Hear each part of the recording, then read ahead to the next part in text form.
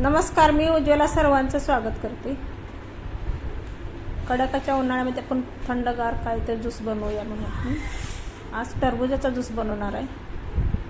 अगदीच खूप टेस्टी होते. इथं मी एक टरबूज घेतलं आहे मी पिकल्याला. आता आपण ह्या जाळीमधनं काढून घेऊया. असं कैचीने कापून घ्यायची, जाळी निघते त्याच्यातली. अशा पद्धतीने बघा टरबूज आणलेलं आहे. तर आता ही मधून भाग करून घेऊया आपण.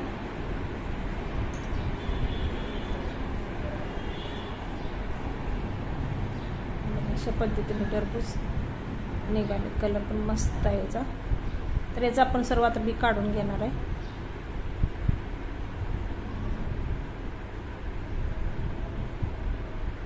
चमच्यानं असं बी काढून घ्यायचं सर्व.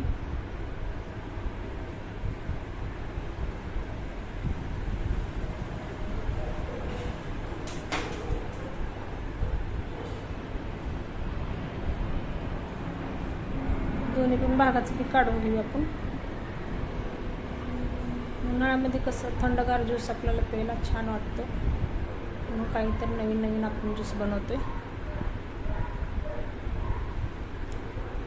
आता टरबूजचं सर्व गर काढून घेणार आहे आपण.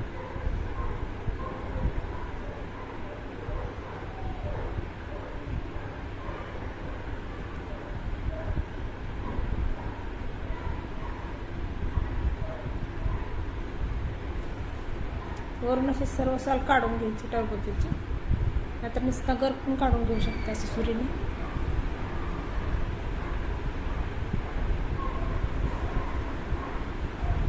तर गर काढून आपण काढून घ्यायचं सर्व सर्व बारीक बारीक काप करून घेऊया.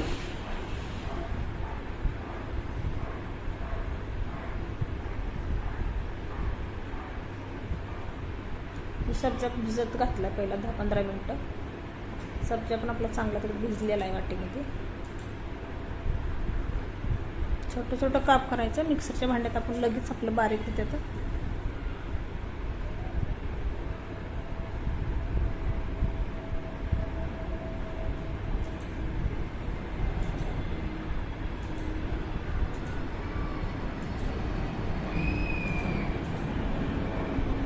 तर वरली साल सर्व काढून घ्यायची. अशा पद्धतीने सर्व आता काप करून घेते. मिक्सरच्या भांड्यात आपण घालूया सर्व काप.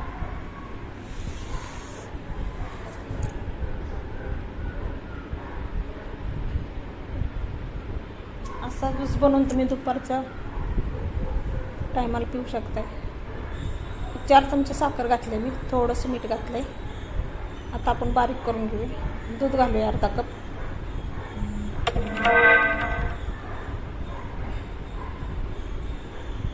अशा पद्धतीने मिक्सरला फिरवून घेतलं. ज्यूस झाला आपलं बनवून. आता 1 चमचा सब्जा घालूया ग्लासामध्ये.